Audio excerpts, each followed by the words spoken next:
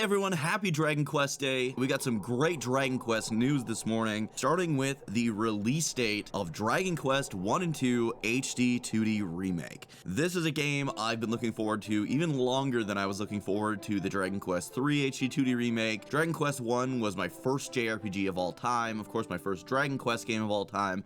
I absolutely love this game so much, and I'm so happy to share with you guys that Dragon Quest 1 and 2 HD2D Remake will be coming out on October 30th of this year. I was kind of expecting it to come out late October, early November, and that is exactly when it's coming out. Very comparable to when Dragon Quest 3 HD2D Remake came out last year. So this is awesome news. Even better news, if you have save data from Dragon Quest 3 HD2D Remake on your console, you will be able to get some free cat costumes and even a dog costume if you're playing Dragon Quest 1.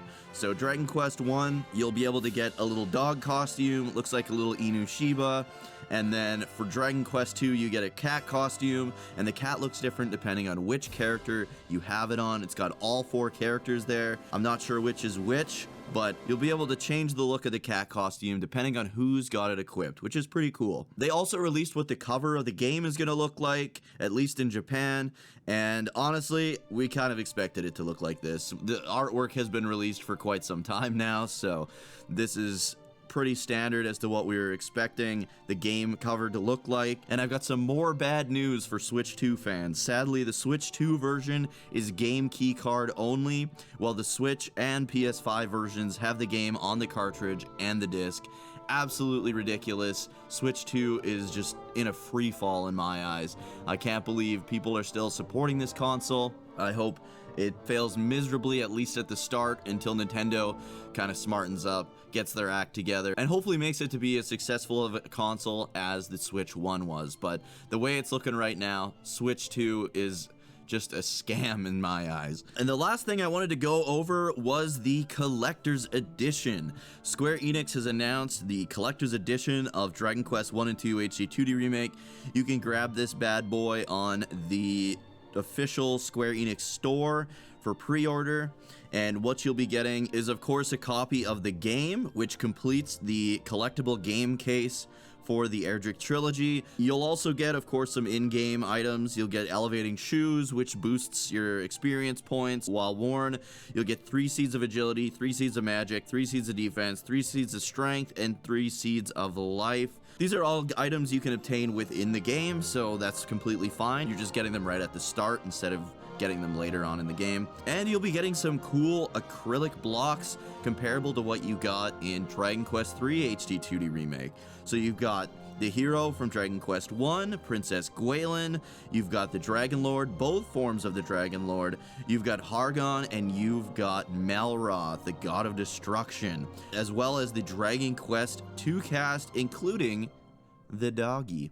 And then, of course, for in-game items, you'll start off with a Ring of Strength, Slime Earrings, Araviste's Vest, and the Madcap. Again, all of these items here are obtainable in-game. And then, of course, you'll be getting 2 digital exclusive wallpapers. It looks like the cover of the Dragon Quest 2 on the Super Famicom wallpaper. And then, of course, the modern Dragon Quest 1 and 2 HD2D Remake wallpaper as well. So you can pre-order that, like I said, at the Square Enix official store. Now let's get into some new confirmed details about Dragon Quest 1 and 2 HD2D Remake. It has been confirmed that they've added monsters from other Dragon Quest games to Dragon Quest 1. So monsters that you would have encountered in Dragon Quest 2 and 3 that would not have appeared in Dragon Quest 1 are now able to be encountered in Dragon Quest 1, probably just to add more variety to the game, because Dragon Quest 1 didn't have a whole slew of monsters. There were a lot of great monsters, but this just adds to the cast. Enemies in Dragon Quest 1 will also show up in groups now, so it's not just single enemy encounters. You'll be attacking enemies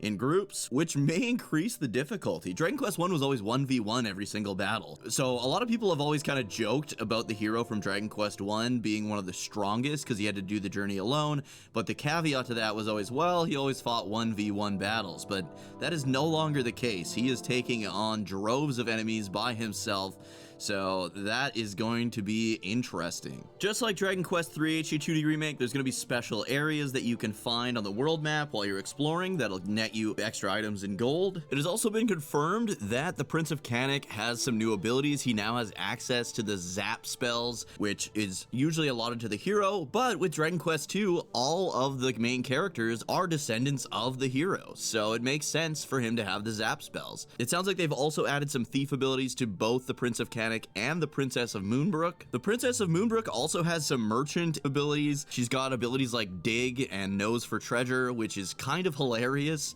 I don't want to spoil why that's funny if you haven't played the game, but you'll see the humor in it once you get to meet her. In Dragon Quest II as well, all of the left guard is confirmed to be there, so it's not just Tantagel Castle. You've got like Cantlin, you've got Kull, you've got all the locations, so you're not just stuck with Tantagel or what's left of Tantagel. You can actually go and explore all the areas from Dragon Quest I now, it sounds like, in Dragon Quest II, which is pretty cool. And the last thing I wanted to mention is it has been confirmed that there's a reference to the Zenithian Trilogy in this game, which is absolutely incredible. That is my favorite trilogy in the franchise.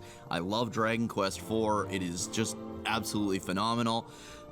There is a fountain in the game that was not there in previous versions of Dragon Quest II, and if you go there, there's an NPC who mentions, rumor has it that this is a landing place of a floating castle that would float in the sky. So I'm anticipating we're possibly gonna get a post-game involving Zenithia Castle, which would be pretty freaking sweet. I'm also anticipating that once we beat this game, similar to when we beat Dragon Quest III HD2D Remake, and it said, look forward to Dragon Quest 1 and 2 HD2D Remake, I have a feeling that once we beat Dragon Quest 1 and 2 HD2D Remake, it's gonna tell us to look forward to Dragon Quest 4 HD2D Remake, and I'm here for it, baby. That is one of my favorite games of all time, tied with Dragon Quest XI is probably my favorite game of all time. And that is it for Dragon Quest 1 and 2 HD2D Remake news today. Let me know which console you're picking this up on, and let me know if you're pre-ordering the game down in the comments. I will let you know the Steam version is going up a day after the console release, so that'll be going up on October 31st. Thank you so much for watching. If you enjoyed this, if you got some information that you didn't have already, please remember to like, subscribe, turn notifications to all, and I can't wait to see you guys in the next one.